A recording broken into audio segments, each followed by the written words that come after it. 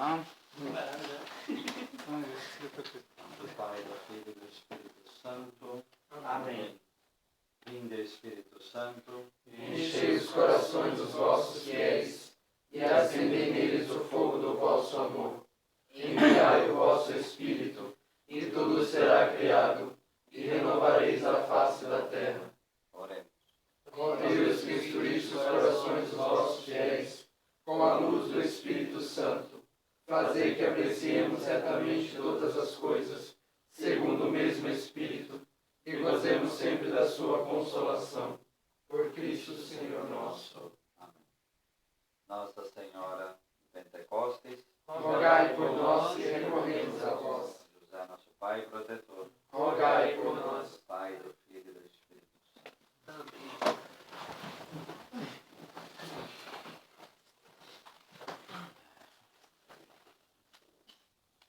Bom, tendo visto que a vida religiosa é essa procura do primado absoluto da nossa vida, vendo que essa busca desse primado absoluto, ela tem que ser concreta através dos princípios teológicos, principalmente lá da evangelia, diaconia e a liturgia, diaconia, coinonia, tá? No quarto capítulo, o autor vai falar do segmento radical de Jesus Cristo. Por que esse radical? Porque todo mundo tem que seguir Jesus Cristo, né? No evangelho de hoje, todo mundo tem que renunciar a si mesmo, tomar a cruz e segui-lo, né? Os padres do deserto começaram a olhar para a pessoa de Jesus Cristo, contemplaram especialmente seu ser e seu agir consagrados. Notaram especialmente as exigências que ele mesmo assumiu. Não impôs para os outros, ele mesmo assumiu, né? Para viver a sua consagração total ao Pai. Descobriram também que Cristo fazia as mesmas exigências àqueles que convidava para entrar na comunidade apostólica, que eram convidados para segui-lo, tá? Então, toda a consagração, ela é cristocêntrica, né? Ela tem Jesus como centro do processo, tá? Foi na contemplação desse convite especial que os padres da igreja descobriram as exigências que tiveram para introduzir nas suas vidas. Então, eles contemplando Jesus, eles viviam como se estivessem realmente seguindo o próprio Cristo, como se fizesse parte daquela comunidade apostólica. E aí tentavam trazer aquelas regras que Jesus vivia e falava para a própria vida. Então, se a gente for ver o esquema da vida religiosa, é um esquema do modo como Jesus orientava seus discípulos e nós queremos segui-lo também. Então, aí começa a pegar uma configuração mais concreta, né? Cada vez mais concreta. No caso do judaísmo, vocês veem que Jesus era muitas vezes chamado de Dídaskalos. Maria Madalena, em João 20, vai chamar ele de Rabuni, meu mestre. Tá? Então, Jesus era considerado como um mestre.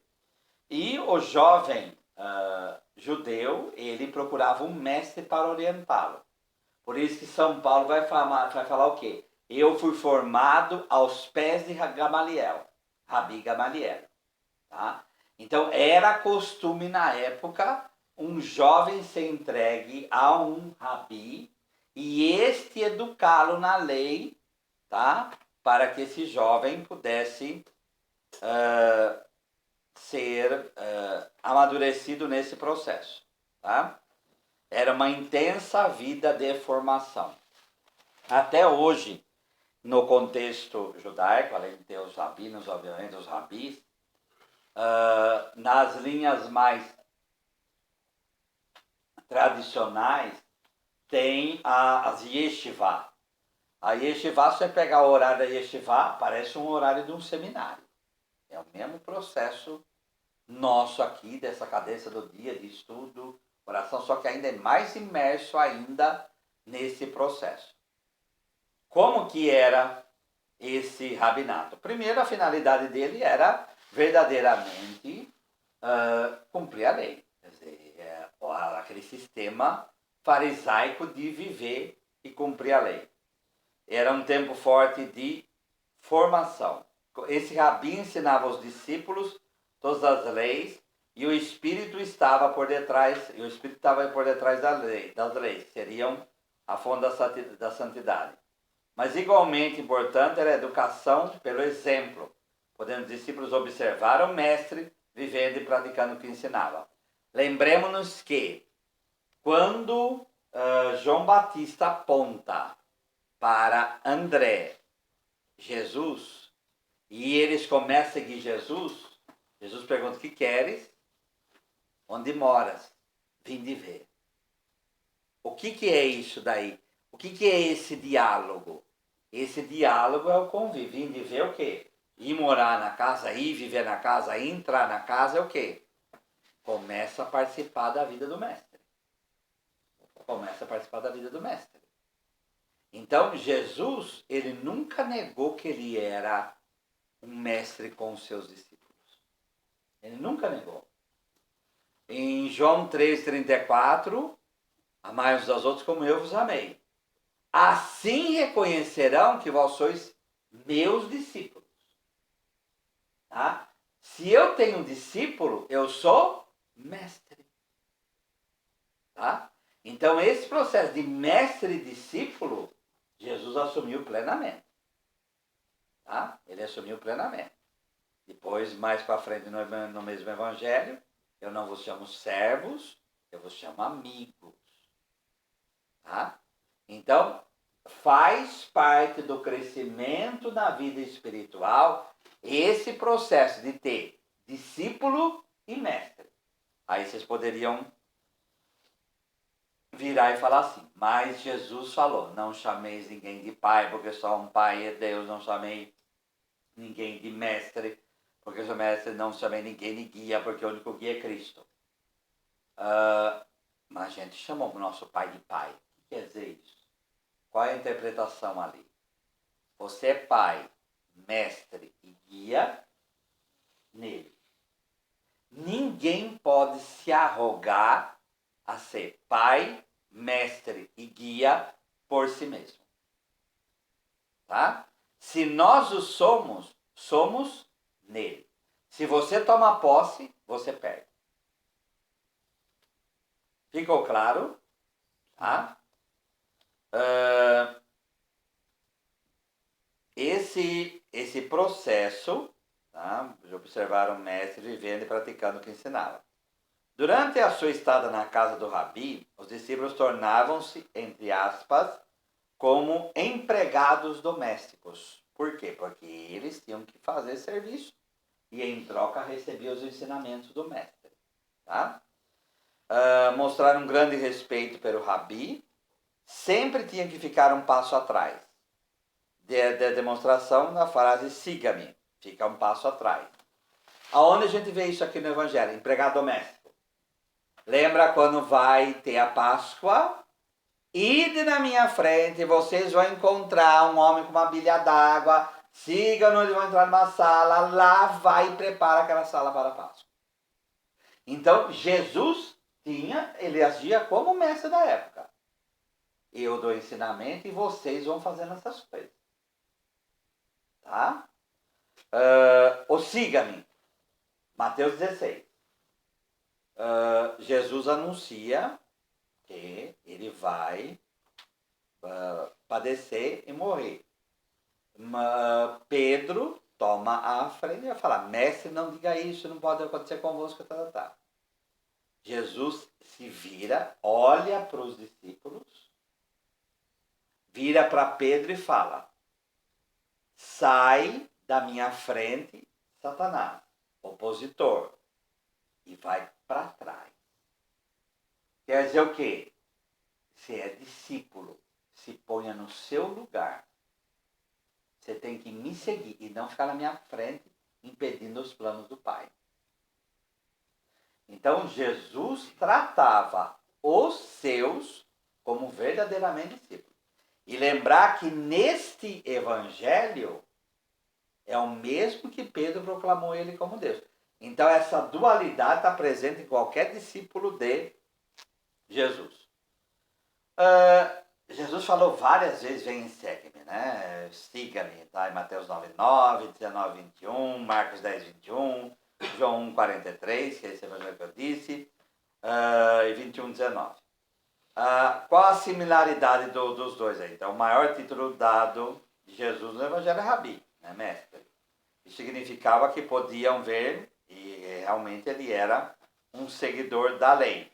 Então, não só os discípulos, mas repara que os fariseus, muitas vezes chamam, quando chegavam perto de Jesus, falavam o quê?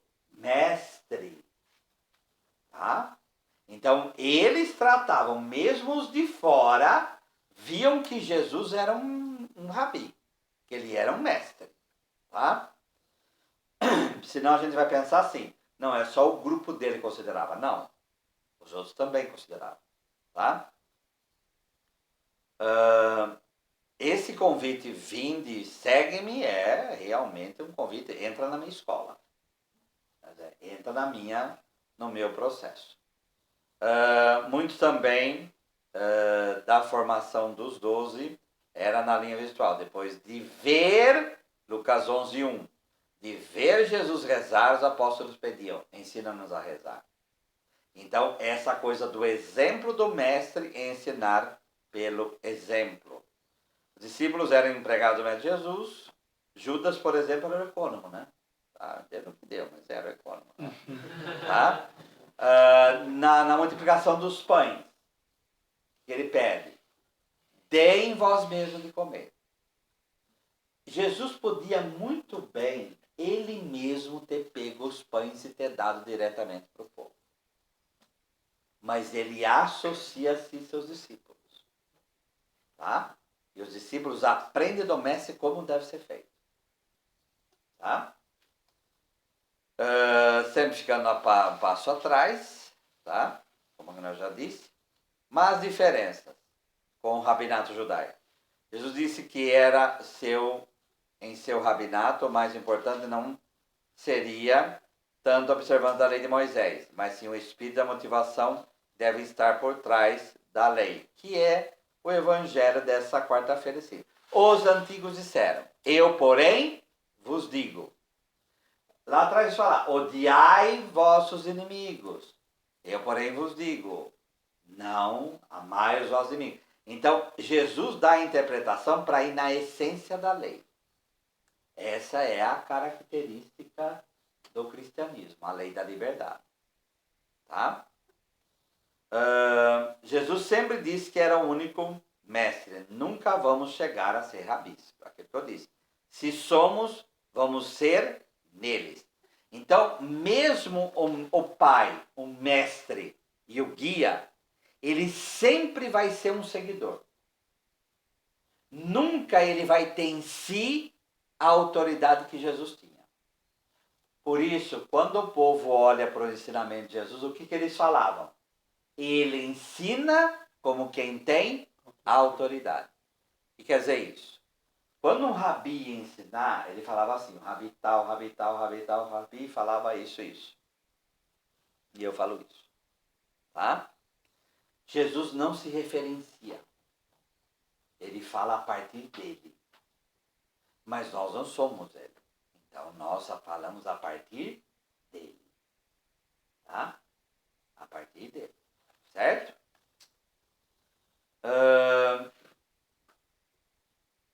Cristo chamou os seus seguidores para uma intimidade profunda com a sua pessoa. Tá? Todos foram convidados a seguir Jesus para acolhê-lo como mestre. Isso não é só nós todos. Né? Todos foram convidados a viver na intimidade com ele. Tá? E praticando principalmente os 2 grandes mandamentos. Que ele resume, amar a Deus e amar o próximo. Aí tem os 72. Cristo não somente pediu adesão à sua pessoa e a vivência dos 2 mandamentos, mas também que eles participassem da sua missão e da pregação da palavra. Tá?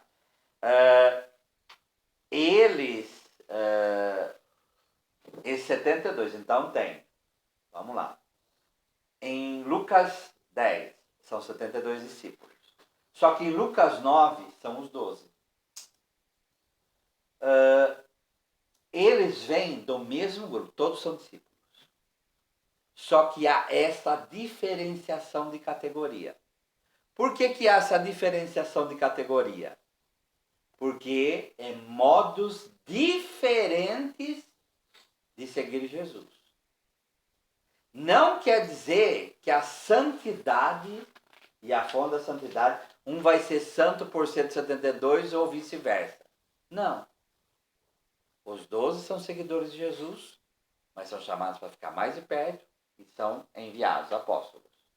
Os outros 72 discípulos também são enviados, mas não como os apóstolos, vamos dizer, mas fazem parte da mesma missão de Jesus.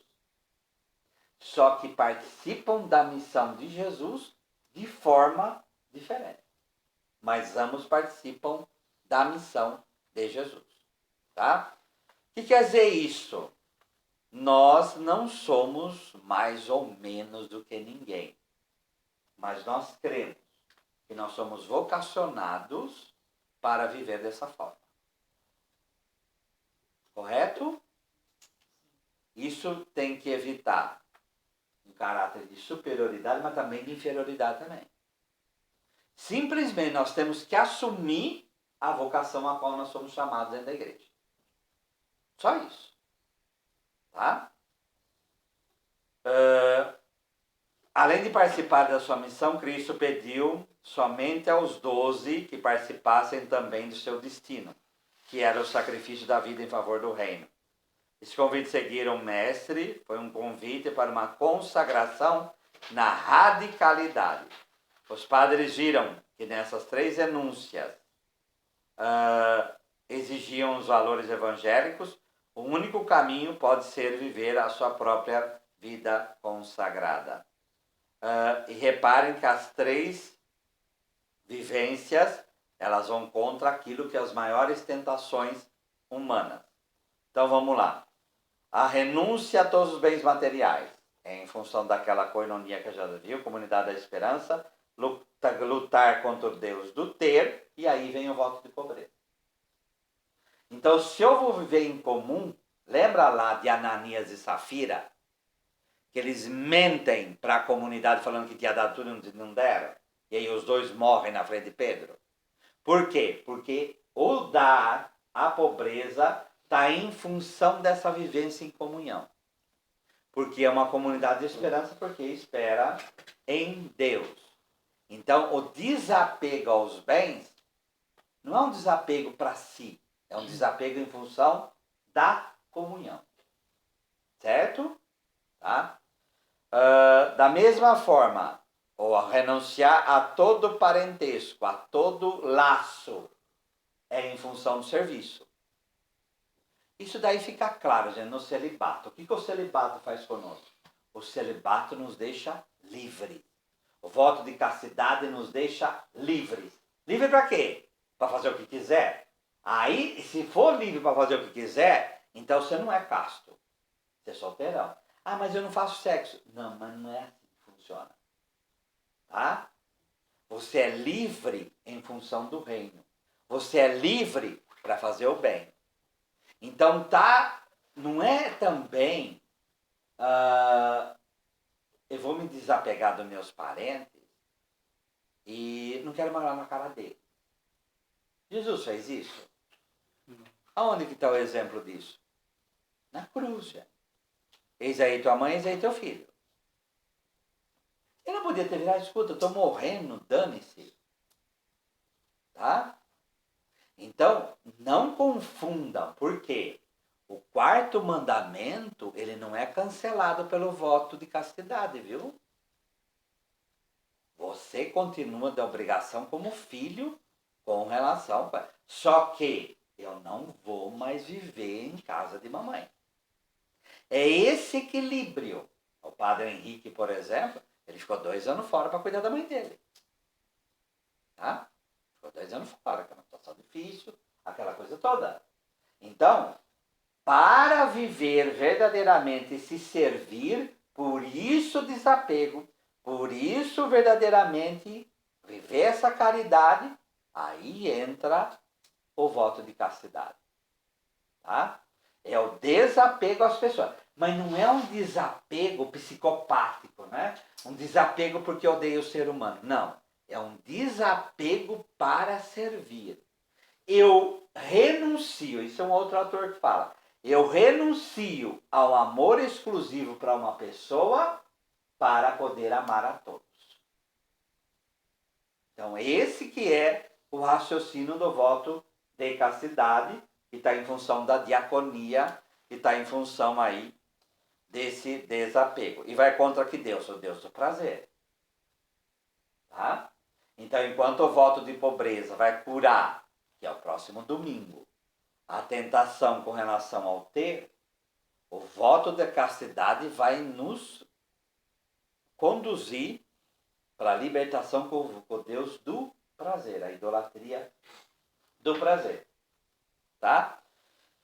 E por fim, na evangelia, somos chamados a carregar a cruz para salvar a humanidade.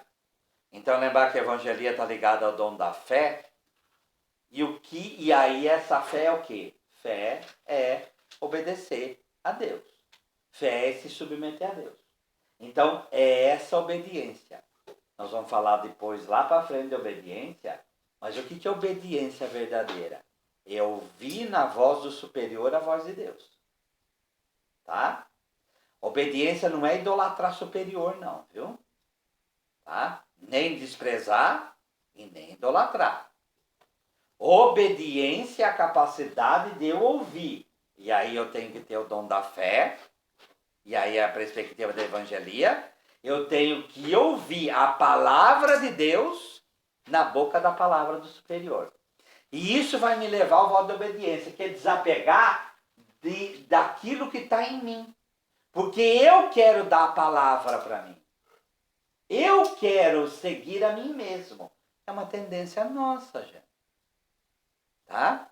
Você faz voto de obediência para ouvir na voz do superior aquilo que é voz de Deus. Ficou claro, gente? Então, esse tipo de relação deve ficar clara na nossa vida. Tá? Então, o voto de pobreza para verdadeiramente tornar tudo em comum para levar à comunidade aquilo que é melhor. E aí, nesse desapego aos bens, eu vou sendo curado do Deus do ter, da idolatria do ter. No caso da diaconia, eu tenho que me desapegar do amor humano para amar a todos, tá? Por isso, é o voto de castidade, que me liberta da idolatria do prazer. E a obediência, nessa perspectiva aí da evangelia, de ouvir a voz de Deus, é o voto de obediência que vai me livrando do Deus do poder. Tá? O Deus do poder. Tá? O que é o poder? O poder nada mais é. Eu tenho na minha mão o que eu posso fazer.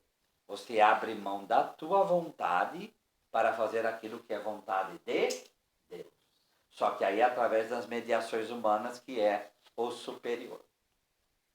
Ficou claro? Tá? Seguir Cristo é ser chamado por... Então, Cristo toma a iniciativa do chamado. Somente Cristo pode chamar e convidar alguém para segui-lo. Então, é necessário contemplar que meu chamado vocacional foi e continua sendo um dom pessoal. Fala de Deus estar apaixonado por mim, de Santo Afonso. Finalmente, o seguimento radical de Cristo somente pode crescer com uma corresponsabilidade vocacional. Uma vocação é um processo. Então, a vocação ela não termina quando você expõe o pé aqui dentro. Vocação, gente, é algo que, você, como nós falamos ontem, é para cuidar até o fim da vida. Até o fim da vida. Vocares é um chamado. O chamado, como que eu disse lá no encontro vocacional de vocês, é algo concreto. Tá? Então, a gente tem que saber, se é Deus que chamou, Ele vai cuidar dos seus dos seus discípulos, daqueles que ele chamou. Vamos pensar na vida dos santos.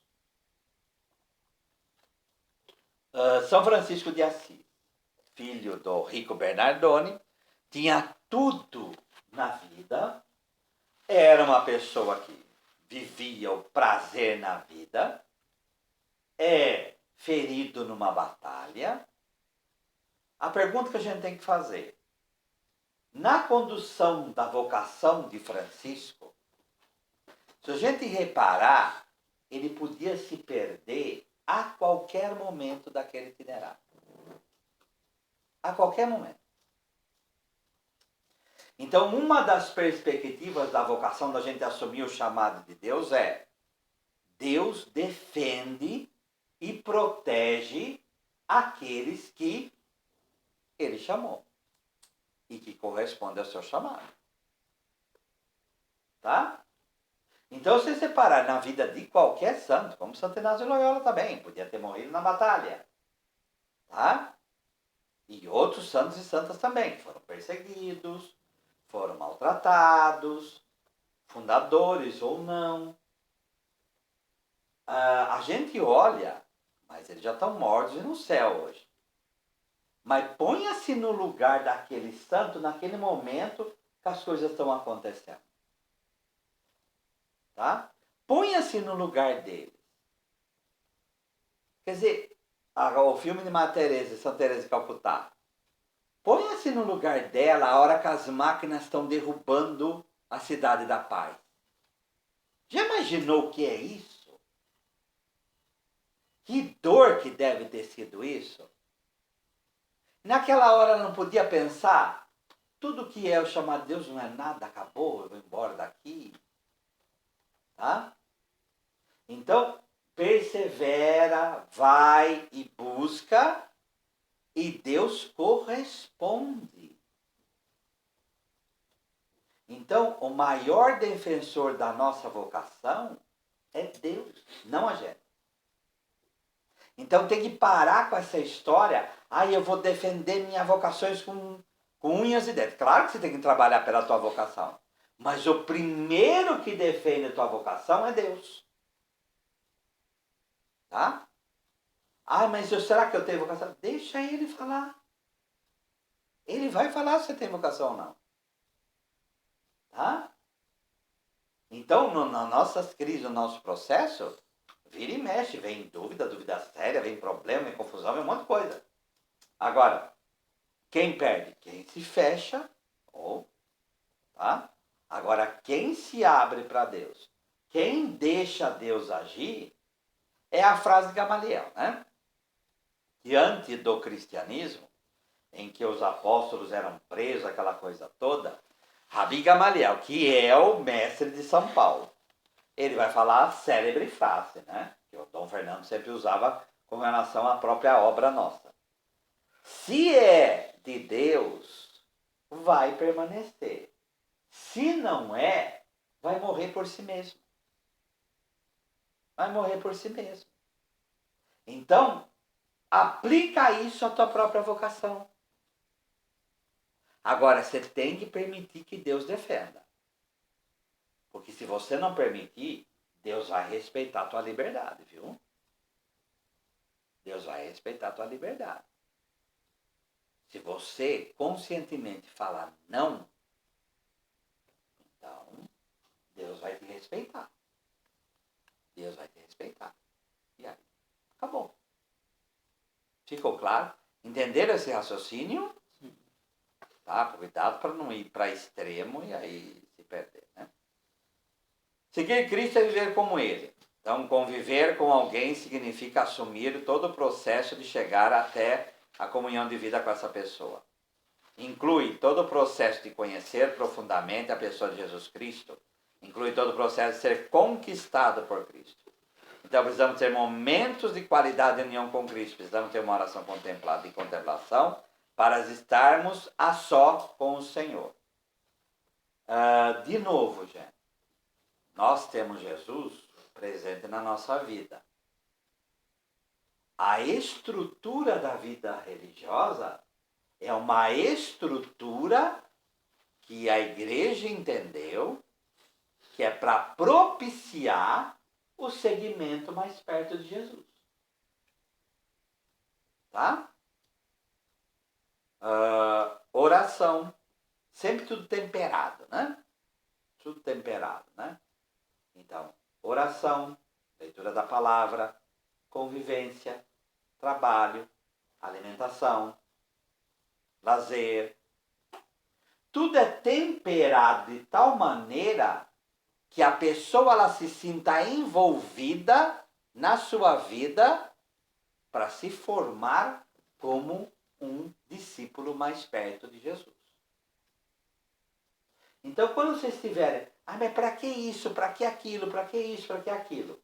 Sempre vai ter um porquê em função disso daqui.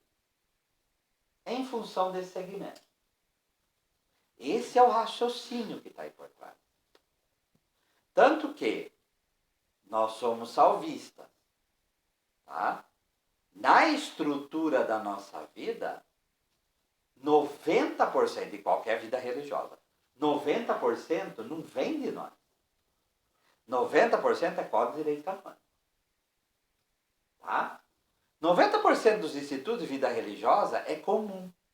Só que o 10%, que é o carisma e a fundação própria, é como se fosse o tempero da comida. Ele vai dar todo um colorido para isso que é o comum da vivência própria do instituto. Ficou claro? Tá? Então, assim é conosco. Assim é conosco.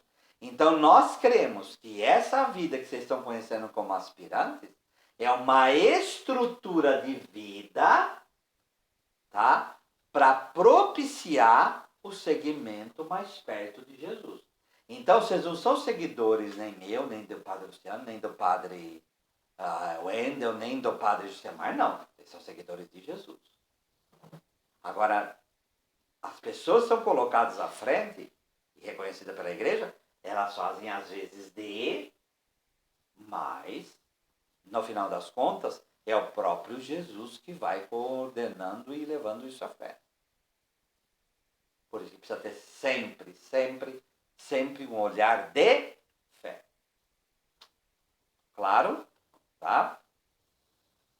Por outro lado, pode acontecer doenças do segmento, como nós já falamos, por exemplo, o ativismo. Tá? Ou uma alienação louca. É muito fácil a gente se esconder. Tá? E, como eu já falei, há pessoas que fazem opção interior. E por quê? Já vi gente fazer isso e depois quebrar a cara na vida. E ter que enfiar o rabo embaixo das pernas. Né? A pessoa fala assim. É a frase mais maldita que existe. Né? Seminário é mal necessário. Tá? Um falando pro outro. Vamos aguentar, a gente aguenta, leva. Onde a gente se livra de tudo isso. Tem problema? Claro que tem problema. Todo lugar tem problema. Mas quando você fala assim, você está falando para quem? Você está falando para Jesus. Para Jesus. Então, você entra num ativismo louco, você entra numa alienação louca, ou você cria uma, tipo os psicólogos falam, uma cara de paisagem, é aquela pessoa que é santa com todo mundo. Né? Ai, que bonzinho, ai, ou é brincalhão, ou é aquela pessoa agradável, nunca tem briga, nunca tem problema, nunca tem crise, nunca tem nada. Sabe? A gente olha, nossa, mas como é resolvido vocacionalmente, né? Põe a estola no pescoço, parece Dr. Jekyll e Mr. Hyde. Vem um negócio de lá de baixo, que a gente olha e pergunta, mas de onde veio tudo isso? De onde veio tudo isso? Tá? O que é? A pessoa fez opção, primeiro, por não crescer. Se escondeu atrás de ativismo ou pietismo, seja lá o que for. Tá? fingiu um crescimento porque ela visava só o poder, só o cargo, só a exterioridade. Tá? Para mim, isso é vender alma pro demônio. Por quê, gente? Vocês estão fazendo isso com quem? Com a instituição, com a igreja, com os superiores? Sim, mas primeiramente com Deus. Por quê? É perante Deus que você vai falar. Não, é minha vontade fazer pobreza, obediência, castidade no seguimento de Jesus em vida de comum fraternidade. Mas é mentira o que você está falando. Você está mentindo falando aquilo. Tá? Então, não dá. Então, tem problema é falar com, em primeiro lugar, com o próprio Deus. E desabar com ele. Tá? Uma coisa boa que eu aprendi com uma psicóloga é fazer diário de bordo. Então, diário de bordo é realmente conversar com Deus, colocar as ideias, colocar os projetos, colocar os problemas, colocar tudo ali para que realmente o escrito, como nós vimos no filme Escritores da Liberdade, você verdadeiramente trabalhando o teu interior de forma objetiva. E não dá espaço para esse tipo de intenção. Tá? É viver o ser e o agir de Cristo, não no sentido simbólico, mas no processo de conversão efetiva, que troca o velho homem em mim pelo ser e pelo agir de Jesus Cristo. Então, o objetivo é Gálatas 2:20. Não sou eu quem vivo, é Cristo que vive em mim. O Dom Fernando, que foi anos formador nos franciscanos, ele falava, né? Que em Aristóteles está criar segundo a natureza. Então, a formação é criar segundo a natureza. Né? Então, nós recebemos a natureza da nossa família, fomos construídos lá, mas a gente tem que deixar Deus nos moldar para criar uma verdadeira... Não é que eu vou ser uma outra pessoa, né, gente? Mas eu vou me construir para ser uma pessoa melhor. Tá? Como em Lucas 2, quer dizer, Jesus crescia em idade, sabedoria e graça diante de Deus e diante dos homens. Esse é o mesmo processo nosso. Tá? A gente tem que crescer em graça, tem que crescer em sabedoria. E isso tem que nos tornar verdadeiramente uma outra pessoa no sentido, claro, não no sentido de despersonalização. Tá? É assumir todas as prioridades das estruturas e meios que o próprio Verbo encarnado escolheu para cumprir a missão, sua missão destino. Então, nós queremos também que essa estrutura da vida religiosa é como se o próprio Jesus, naquele rabinato dele, estivesse aqui nos ensinando. Tá? Quando Teresa está morrendo, uma das últimas frases dela, que é aquela coisa de herança, né? Ela fala: minhas senhoras, a única coisa que eu falo é o quê? Não olheis o exemplo dessa pobre serva, dessa mulher ruim, ou uma outra palavra assim ela fala, mas se cumprires as nossas regras, você já tem tudo que é necessário para serem santos. Então, a estrutura que a vida religiosa nos dá, por isso a gente lê Constituição, é tudo o que é necessário para a gente alcançar a santidade. E a pergunta é, gente, essa estrutura teria lá fora? No mundo? Claro que não. Não tem condição. Tá? Então, o povo de Deus nos sustenta para que eles querem ver-nos como verdadeiros religiosos. Verdadeiros consagrados. E aí, com a graça de Deus, verdadeiros sacerdotes ministeriais. Tá? E a gente tem que ver o que? É a providência de Deus agindo. Tá? É todo o processo de observar para poder imitar e continuar Cristo aqui e agora. Então, vivemos na intimidade com o Mestre para podermos continuar sua missão no mundo. Então, é com Ele que a gente vive. Então, lembrar que Ele é, para falar a verdade, é o mestre maior dessa casa. Quando Teresa foi assumir a encarnação, que era o convento antigo dela, que ela sai para a Fundação José, e depois o provincial pede para que ela volte para a encarnação, que era um lugar que tinha 150 a 180 irmãs vivendo juntas, né?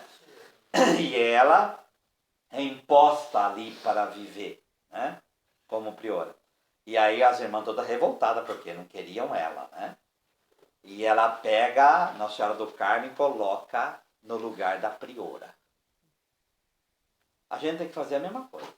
Ou a gente vê que é Jesus que está conduzindo tudo, ou a gente entra num belo e amado desespero. Porque se você for olhar só com o olhar humano, é algo que não dá muita esperança, não. Tá? A missão terá efeito na medida que houver união de amor com o mestre da eficácia da missão. Então, que Jesus... bom, João 15, né? Sem mim nada podeis fazer. Mas vamos lembrar também de João 21, né? Pedro, tu me amas? Hein? Já tu sabe que eu te amo. Apacenta meu cordeiro. Então, o apacentar o cordeiro, em primeiro lugar, é amar o mestre. Sem amar o mestre, você nunca vai apacentar, porque os cordeiros não são teus. As ovelhas não são suas. Você está apacentando as ovelhas que são dele. Dele as ovelhas, não é sua. A meu povo, o meu povo é uma forma de dizer. É o povo confiado a mim, mas o povo é de Deus, não seu. Tá? Então, a vida religiosa é esse processo desse amor ao mestre para que ele vá te ensinando a cuidar das ovelhas dele. Certo? Ficou alguma dúvida, gente? Claro. Uma questão? É que se eu continuasse agora aí, o primeiro chamado de Jesus a Pedro é amar o mestre. Aí o segundo, Apacenta meus cordeiros. aí desse, porque são 3 vezes, né, que ele chama. 3 vezes. Mas tem só esses dois significados. É isso que eu quero saber, Só porque tem eu já esses ouvi, dois padre, significados. os E 3 o primeiro significados. é amar o mestre. Ah, depois. O segundo é apacentar as ovelhas que o mestre confia. Então, a interpretação é a seguinte. Tanto apacentar cordeiro como apacentar ovelha, no fim é a mesma coisa. Porque é dar alimento a. O que interessa ali é o verbo grego, né? Então, agapasme, filose. Agapasme, filose. É assim, você me ama com amor de entrega? Não, eu te tenho como amigo. Você me ama com amor de entrega? Não, eu te tenho como amigo, porque eu não consigo atingir esse amor. Aí Jesus se rebaixa o amor de Pedro. Então você me ama com amor de amigo, pelo menos? Sim, eu te amo. Então, apacenta meus cordeiros. Essa é a...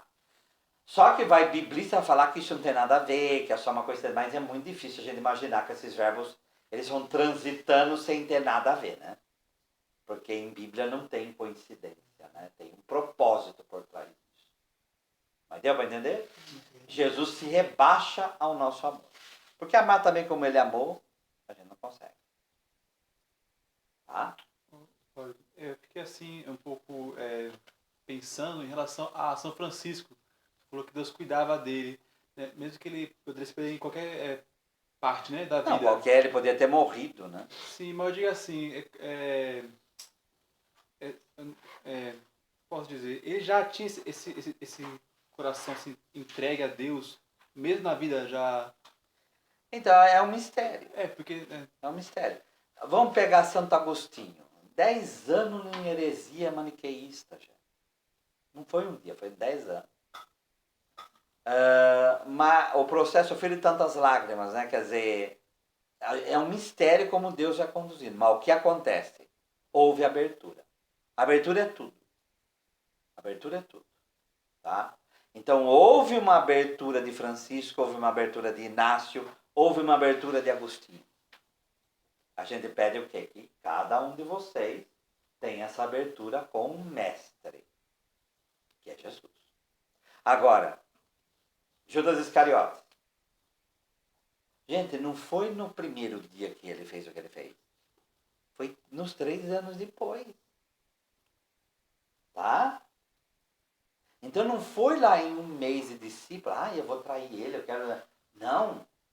Foi um processo no final dos 3 anos, Judas, diferente da abertura, Judas tinha vocação? Tinha.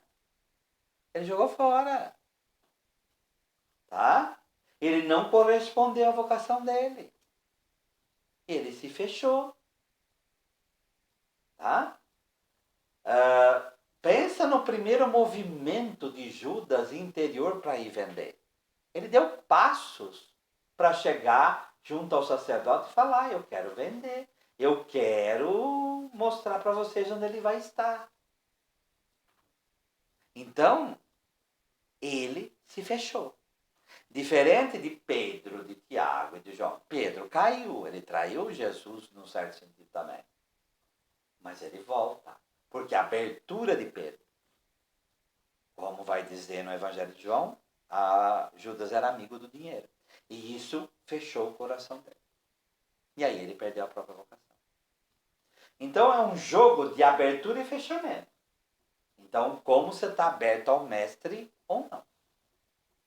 Tem uma frase assim que uma vez eu ouvi um padre falar, que a gente não merece aquilo que a gente tem, né? E também, mas diga assim, realmente, Deus, ele ama todos e quer que todos cheguem ao seu cume, né, que ele quer. Mas, como você falou, no momento certo, da abertura, ele age. Quem está com o coração ainda fechado, né? Sim, mas a gente fala de nós, né, gente? Olha, o casado é a mesma coisa. Por que tem casais que chegam aos 50, 60, 70 anos casados? Porque se abriram a isso. Se abriram a outros, e vai fazer o quê? Então, nós temos um itinerário de boas obras que Deus deixou para nós. E é esse itinerário que você vai procurando fazer. E creio que se nós estamos aqui, é porque a gente acha que aqui é o lugar. Então, a gente vai vendo os sinais de Deus, a gente vai indo atrás dele. É assim que funciona. Não é só vocação para a vida religiosa que funciona assim. Vamos pensar na vocação matrimonial. Um homem e uma mulher se encontrar e eles começam pelo olhar em primeiro lugar. E depois vai namorando, depois casa, depois noiva, depois casa, depois tem filho, depois tem neto, depois morre. Tá? Quer dizer, esse itinerário, a gente crê que é uma vocação em primeiro lugar e que foi Deus que fez esse encontro. Eu falando desse olhar, me recordo parece que São Lucas, que fala do olhar quando Pedro nega Jesus, né? Sim. Lucas é bem específico nessa condição do olhar. Jesus olha para Pedro. Pedro sai e chora amargamente. Tá? Mas o que Lucas está fazendo ali? Ele está falando, foi esse olhar que salvou Pedro.